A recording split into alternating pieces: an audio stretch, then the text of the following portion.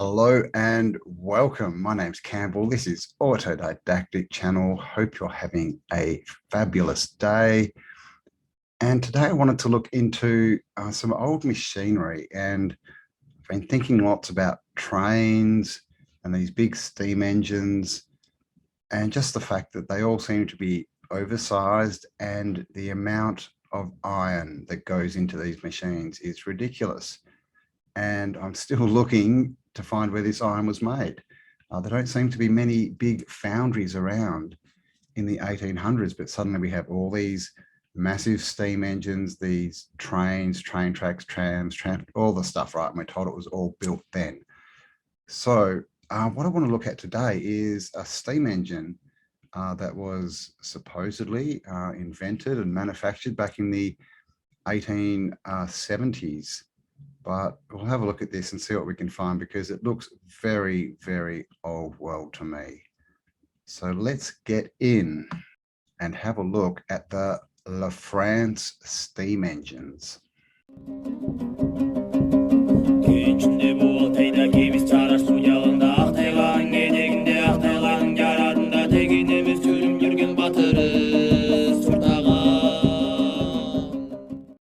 American La France was an American vehicle manufacturer which focused primarily on the production of fire engines and fire aerials and emergency apparatus such as ambulances and rescue vehicles. Originally located in Elmira, New York, the final iteration of the company was located in Somerville, South Carolina. It also operated in a Canadian plant in Toronto, in Ontario, where it sold apparatus under the name La France Fomile until 1971. And the history says, with roots dating back to 1832, the American La France Fire Engine Company was one of the oldest fire apparatus manufacturers in the United States. Founded in 1873, so I'm not sure what this connection back, 40 years is to the 1830s. But the company, La France, founded 1873 by Truxton Siacom La France and partners including Alexander S. Diven, as the La France Manufacturing Company, selling hand-powered equipment.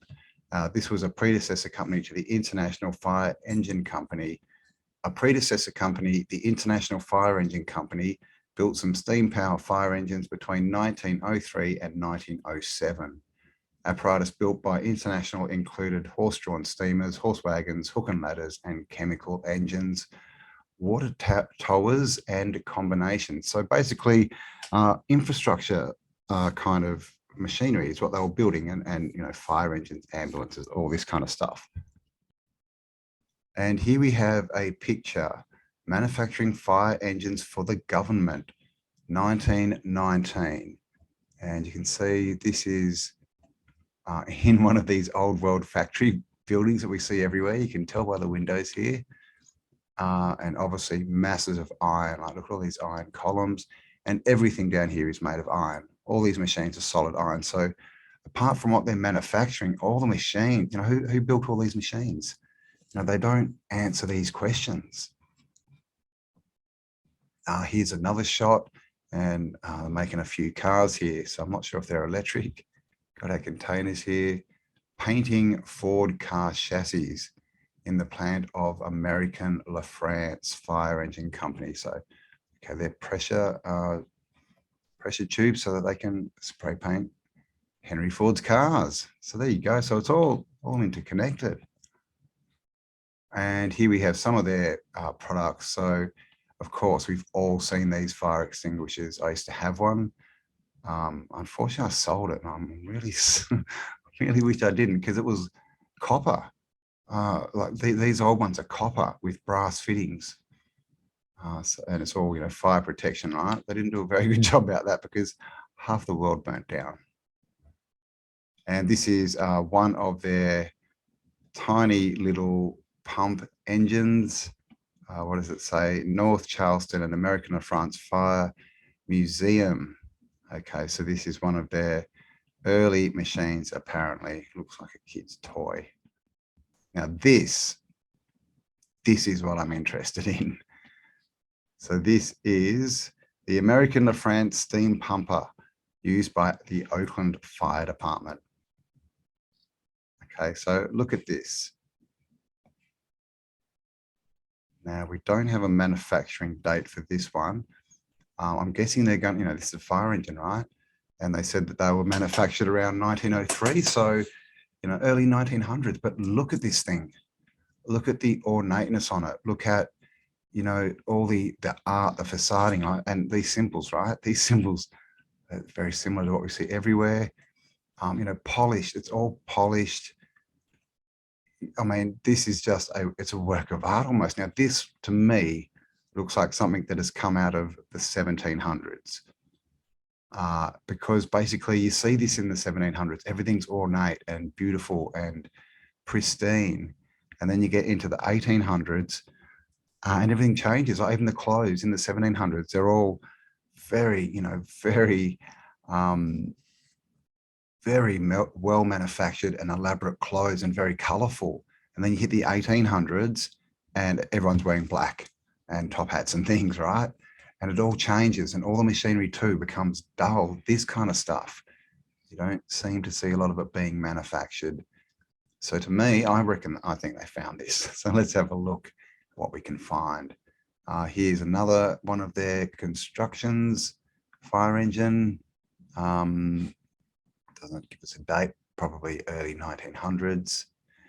And this is the thing as well, right? Look how this is their first one. So they say 1903, they manufactured up till 1907. Now this one here, created January 1st, 1934. So within 30 years, they've gone from this, right, to this. And this is what I mean, right? This is not ornate. And it's all black, right? Everything changes. And then, of course, going into, I'm not sure why none of them had roofs, but convertible fire truck and some more going up into the 60s. So they were up on manufacturing up into 1971. Now, this man, Alexander S. Diven, he was one of the founders of this company. And Alexander was born in Catherine, New York. He attended the common schools and the academies in Penn Yan and Ovid, New York. He then studied law and was admitted to the bar in 1831 and commenced practice in Elmira. He was also a member of the New York State Senate, 1858 and 1859. So this guy was connected. Diven was elected as a Republican to the 37th United States Congress, blah, blah, blah. He strongly opposed slavery. He was the first to draft and introduce measures for the recruitment of colored troops into the army. So he was against slavery, but he wanted to get everyone into the army to be slaves that kill people.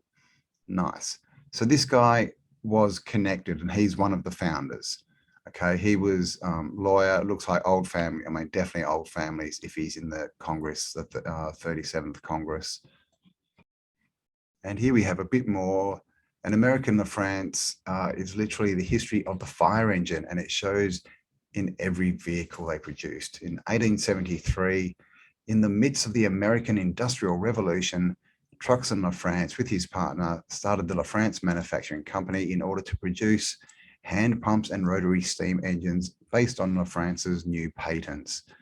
As his designs began winning major national competitions, the LaFrance name began to spread.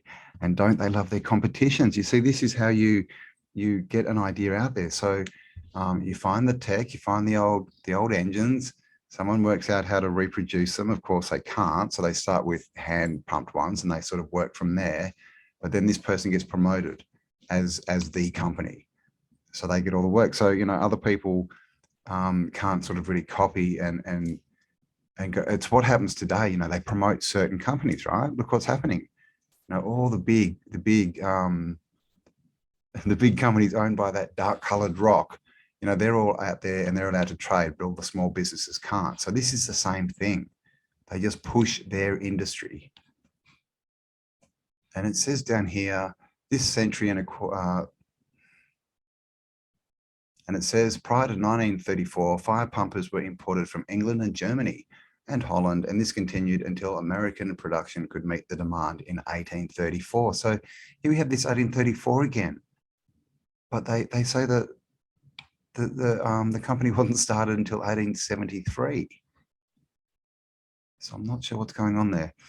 Theodore Button organized the Button Fire Engine Company at Waterford, New York, with the factory on the bank of the Erie Canal, an ideal site for testing pumps. And down here it says, from 1840 to 1852, 4 new companies were organized to build hand-operated pumps and or tubs, horse carts, and ladder trucks. They were Rumsey and Company, Gleason and Bailey, Engine Works, and Silsby Manufacturing Company, all destined to join with the Button Fire Engine Works and Clapham Jones to form the American Fire Engine Company. So there you go, amalgamating everything into one. And basically it says that they started this company and then they just built this plant. It doesn't say where all the money came from. They bought all this land and built this massive plant and all the machinery. So it's doesn't make a lot of sense. Now, if we come to the history of iron and steel in the United States, it says the US iron and steel industry has paralleled the industry in other countries in technological development.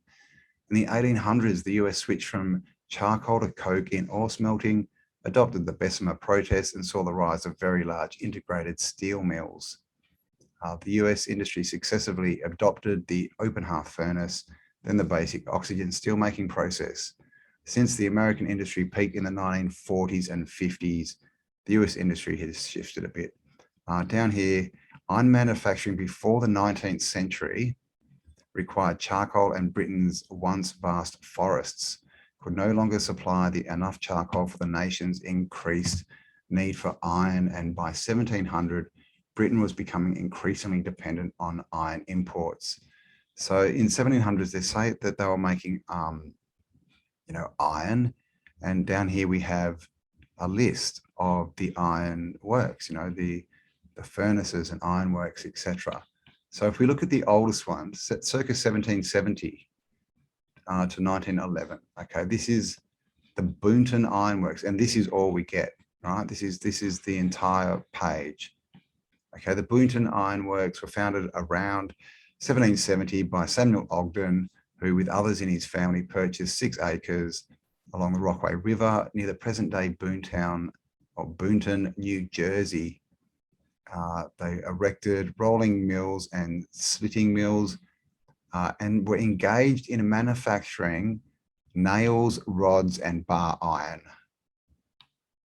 So that's all they're doing. They're not doing these big, sheets and stuff that you could make engines out of, and boilers and things. And nails and rods, that's much different to building a train or a massive fire truck and a steam engine. So with the construction of the Morris Canal in 1830, the New Jersey Iron Company was organized. This company built the new plant costing $283,000 and imported skilled mechanics from England. Under Fuller and Lord, 1852 to 1876, the enterprise became an integrated industry with ore and timber reserves, canals, furnaces, etc. Now this is, and this isn't a joke, this is the furnace. This is it.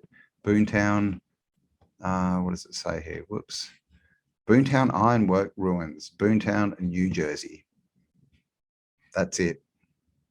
Okay, so they're saying that these holes is where they basically, lit fires, right?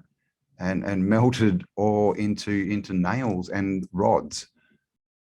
And as you can see, these are nowhere near big enough to be producing sheets of metal the size that they would need to build these machines, these works of art. This is where we're told it came from.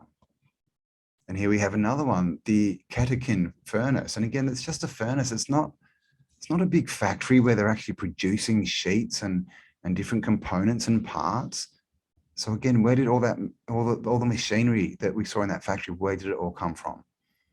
Galacton Furnace is a historic iron forge located on Route 15 between Frederick and Thermont in Catechin Furnace, Maryland. Again, not much.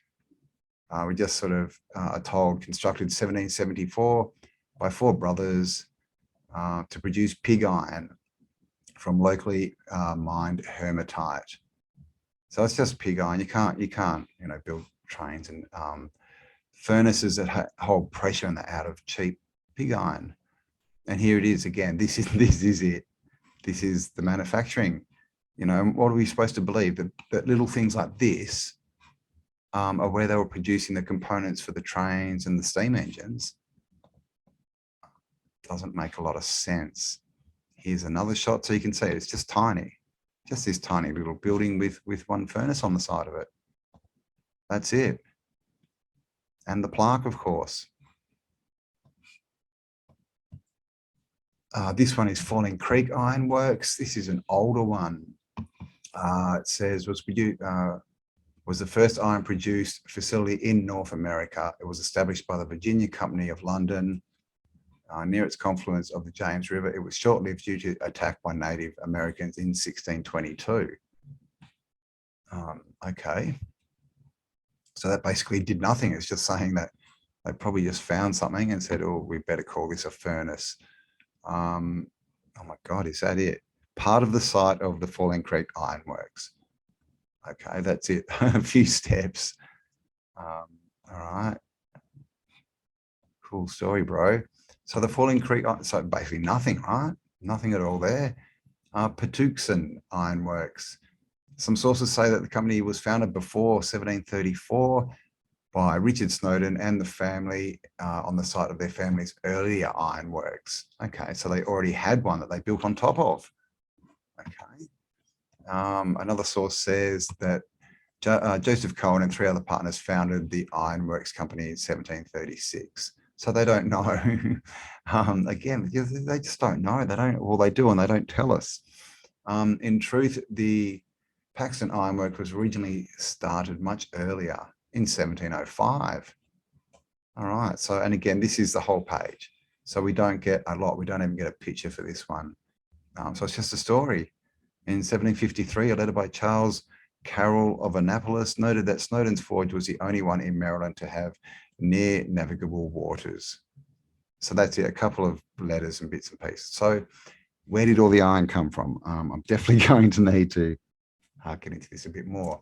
But let us have a look at the kind of things that they were producing from the American LaFrance company. Okay, so here's some pictures. Now, this is obviously an old grainy picture. These are from museums. You can see it has a boiler in there, or a water chamber, a few bits and pieces, horse-drawn, but not very ornate. And this is probably a later one, and this is what they do, right? They can't reproduce them, and they sort of tell us that the best ones that they found are the newest, and the crappy ones that they made are the oldest, but it's actually the other way around. And here this is a drawing, obviously. Look how complex this thing is. Back in, I'm guessing this would be the 1700s or very early 1800s. Again, a lot of iron in there, a lot of cogs, machinery. Who was manufacturing it all? A photo from inside the factory. Again, very grainy. But yeah, big metal, how are they making all this stuff? Again, one of their little wagons. I mean, that one's kind of cool, pretty ornate. Who knows if they made or found that one? And then these things are just ridiculous. And apart from the way that they look, and they're just so polished, I mean, the engineering that would go into just producing the parts and then, putting it together is ridiculous. And designing it, right? But it's they tell us it's all done, in 30, 40 years, but what do you think? If it was found, then sure.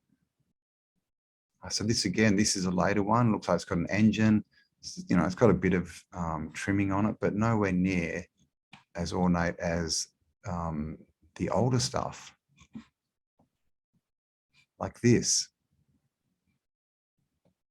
So this is one of their tanks. Look at it. Of course, we've got ball here. Like this is all, brass, copper, the best, stainless steel, just so well done. And these are the early ones, right? These are the early ones. And they just get worse as you go forward. I mean, this one's got I guess this one, I don't know, has it got an engine? Maybe it's driven by a steam engine. The early ones were just really horse drawn, and these were just pumps, right, for water and stuff. But I think later on they were using the steam engines to drive them. I mean, just look at this thing. It's just so bit different from the cars we get today, hey? This is the factory they built. You know, they say that LaFrance got his patents for his steam engines and then just very quickly became famous, right? And then suddenly they built this, right? And you can see this is lots of buildings. This is a big construction. It's 10 acres and it's full. Got, of course, a big water tower in the back, right? Big chimney, looking pretty old world. Can't see if they're mud flooded, but they definitely look a bit short on the ground, don't they? But again, this was, and apart from building it, they filled it all out with machines and everything. So, but there's no mention that there was a foundry in there. We do have this chimney, but they're not talking about that. So, was that a found? And same as this, was this all found with machines in there? And they're like, oh, that's good. How do we work that? Because, look here, we've got window going into the ground. It's a mud flutter, old world brick buildings, man-made canals, do we think that they could have manufactured this while they were building all the buildings and building, man-made canals? Here's another shot. They're just so intricate. And here, quick steaming fire engine, Ottawa, Ontario, manufactured by the LaFrance Steam Fire Engine Company. $6,000 you could buy that for. Wow, pretty cool. On test, 100 pounds of steam was generated in 4 minutes. So there you go. That's what they were looking like. Look at that thing. And just the wheels, they're all so ornate, all painted up, polished up.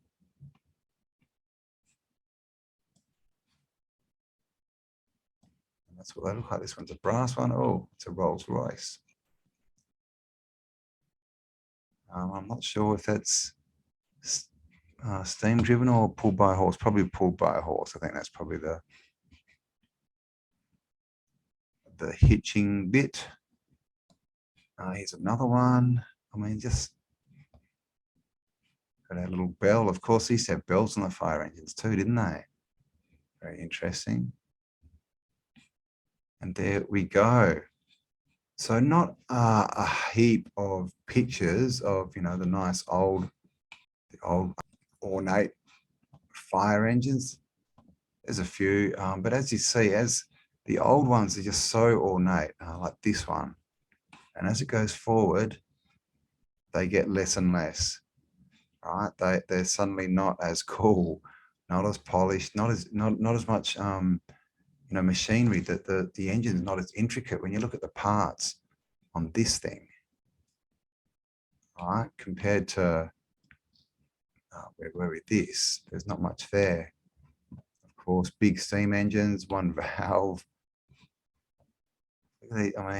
And all iron, right? All solid iron. Yeah, big questions, right? Was this found or was it invented? Because to me, it looks very 1700s. And of course, there's no story of where all this iron came from. The foundries, where were they making it all? And I'm just looking at iron. These are clearly got a lot of brass and copper in them. So that's another thing, right? That's a whole nother industry that needs to be there that I haven't looked into it, but as far as I can tell, that we're definitely not taught there was a big copper industry in the US. But they're saying that these were being, sold all over the country to the government for fire engines and things. So what do you think? Are these things found and just reused for business, or did someone, actually invent these in the 1800s? Let me know in the comments. And of course, also please give me a like and a subscribe. Hit the bell if you haven't already, and then you'll be notified of all upcoming videos. And of course, as always, a massive thank you to everyone who does support this channel, by liking, sharing, all that kind of stuff. And everyone who does support me through PayPal, Patreon, and my merch store. And of course, if you would like to help out, there are links below. So there we go, guys. And it's 2022. So this is all being revealed. The story we've been looking at, it's just becoming so obvious now that it's all a lie. It's all a lie. They've just stolen and taken over the previous civilization, stolen all their tech, and then presented it as their own and made us pay for it when before it was all free. So this year is the year that we break free, right? We are free already. All we need to do is realize that and live into it. Stop sharing the story, the narrative. Stop looking at the telly, stop listening to it. That's just a story and a narrative. And all it's there for is so that if we pay attention, we start creating the world that they want. And I don't think we want to do that. So thank you for spending some time with me. Have a fantastic day. Stay awesome. And I'll talk to you all on the next upload. Bye for now.